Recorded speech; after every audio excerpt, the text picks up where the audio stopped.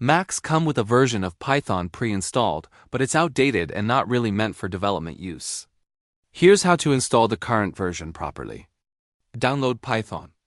Open your browser. Go to python.org/downloads.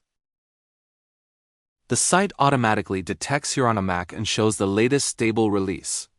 Click the download button. A .pkg installer file will be downloaded to your Mac.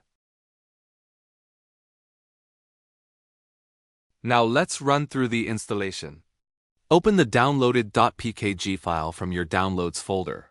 The installer opens. Click Continue. Read through the license. Click Agree. Then click Install.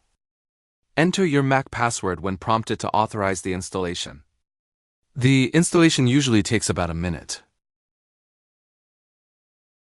Once that's done, let's confirm everything installed correctly.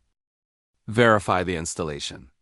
Open Terminal, press Command plus space. Type Terminal. Then press Return. Type Python 3 space -- version. Then press Return. You should see the version number of Python printed on the screen.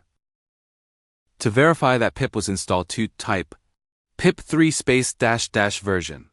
Then press Return. If you see the pip version displayed, your Python installation is ready to use. Now let's run a quick test. In Terminal, type Python 3 and press Enter. You'll enter the interactive Python shell. The prompt changes to 3 greater than symbols. Type print, open parenthesis, quotation mark, hello, quotation mark, close parenthesis. Then press Return. Python prints hello back to you, confirming everything is working correctly. To exit the Python shell, type exit, open and close parentheses. Then press Return. Or simply press Ctrl+D on your keyboard. Python is installed and ready for development. Subscribe for more Mac developer tips.